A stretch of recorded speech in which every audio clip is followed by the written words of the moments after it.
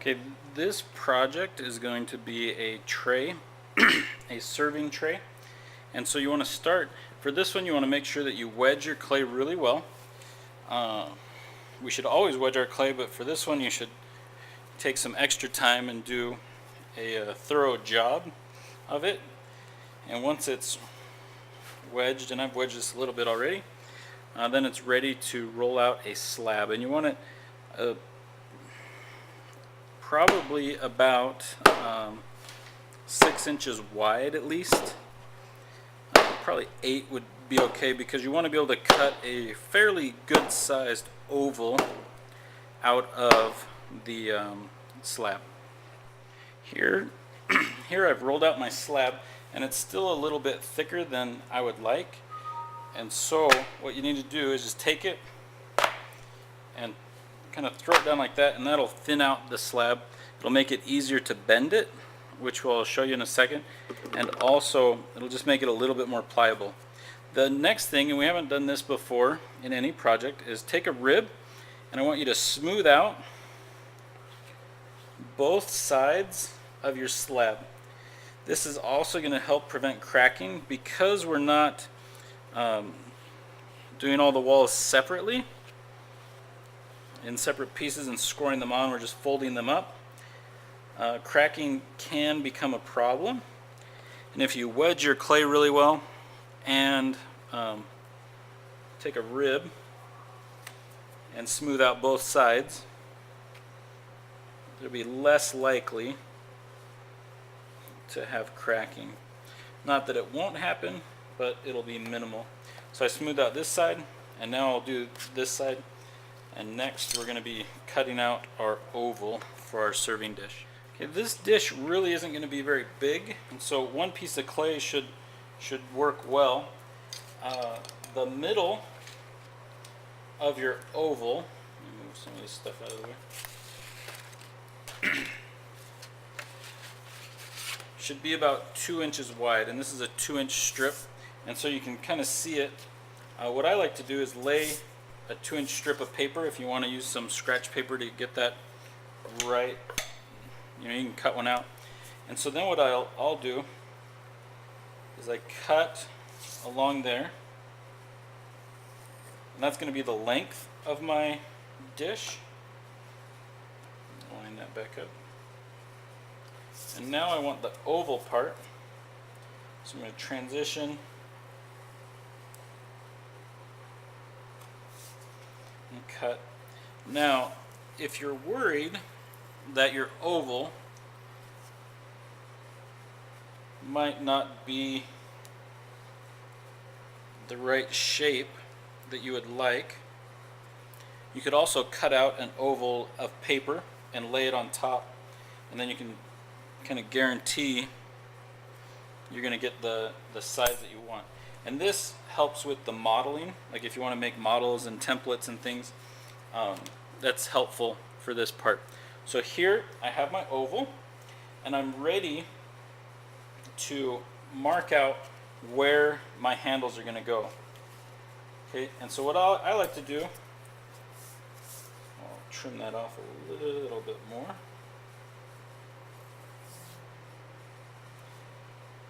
Is look at how much I have on the sides,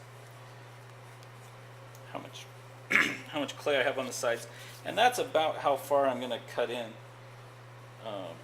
And you can just kind of guess, just as long as it's close.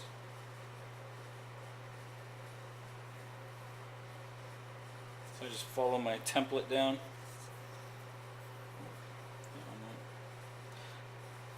So they're even there. Kind of measure that just quickly with the knife. I don't have to measure it quickly for any reason other than I don't want to take the time to use a ruler, but if I look at it on my knife, and then it's the same height. So now my handles are gonna work out well for me. Now there's a couple experimentation things that you can do at this point. So those are going to fold up and curve out, And so if I wanted this a little bit shorter, which I think I do, I'm going to come in and trim that off.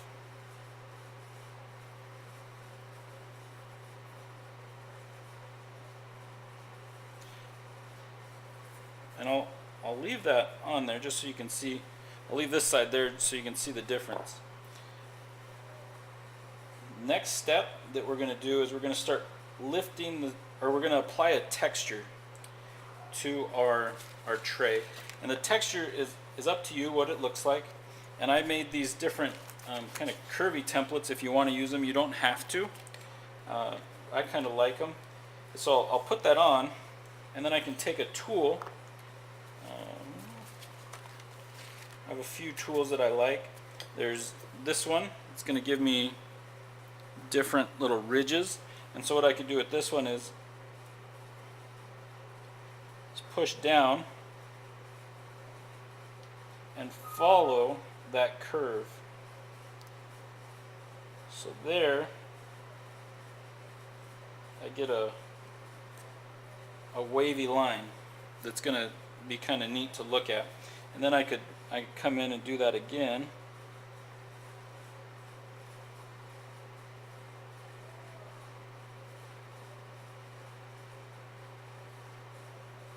And that might be kind of a neat texture. On this other side, if you want to see another example of a texture, I can use this one. You can see there's kind of more dramatic curves to it. I could use a fork, and I can go kind of a scoring motion and put lines in. I have one of these serrated ribs where you can go one way and then come back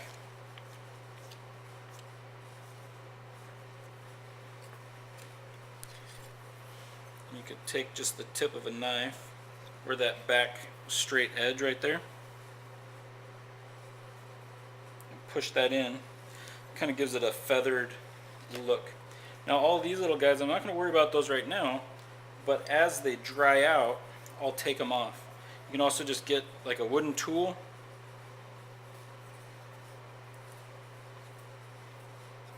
and just make designs and textures.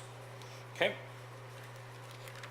So there, and the nice thing is it's masked this out, so this part's going to all stay smooth, and it should look pretty nice. At this point, I want to lift the handles up, and so I'll take just a wooden ruler and I put it across where the handle is going to be, and as I lift, if I take the clay and I bend it, you get little cracks that show up along that seam. And so what I suggest you do is as you bend the clay this way, if you push it together as you bend it, it's less likely to crack. The same works for this handle. So as I'm lifting it up, I'm kind of pushing it down and into itself, and that'll help prevent cracks from forming on this outside edge. And this ruler helps keep that edge nice and crisp. So I can hold it down, lift, and push in. And get that up vertical. At this point, I want to lift here. And this gets kind of tricky because I can't put the ruler down. But you can see that this is going to wrap around here, and I'm going to score those on and lift the edges up. And I'll do that, and then we'll get back to, then I'll come back on the video. One thing to show you is as I lift the side, I'm going to lift with my opposite hand, I want to take a sponge and smooth that edge. That helps to push it in and keep it from cracking. Now the sponge, and it's scored and slipped on the back there. Now the sponge is damp. What I've done with it is I take it in my bowl, I get it wet, and then I wring it out so it's not dripping anymore, and that'll help me smooth it out, smooth out the tray. And so I get that nice and up, it's scored and slipped, I put it together. Now you can see the height difference here. What I'm going to do, because I don't like how tall that is I'm actually going to go in and cut that.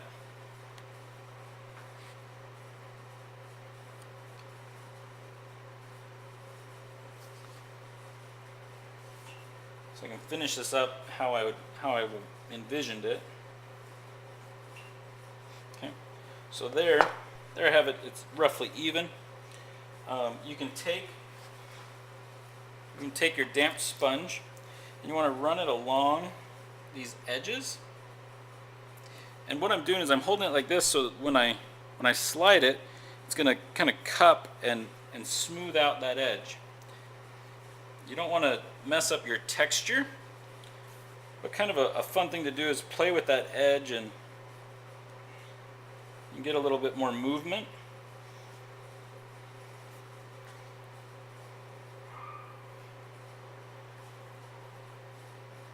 Smooth it out. Now, a little trick that you can do is take a piece of clay, get a bigger piece,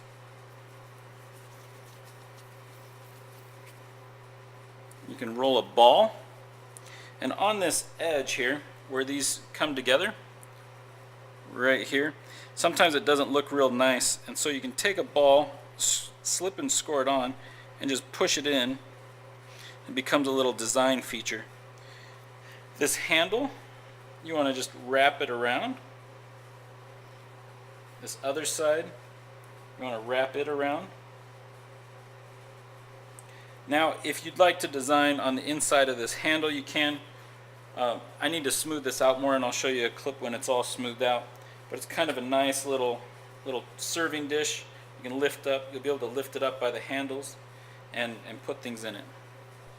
So here is the finished dish. You can see it's smoothed out around the edges. Then you can just put your name on it. You can smooth out any parts of the bottom that need it done, and then you're all done. There you go.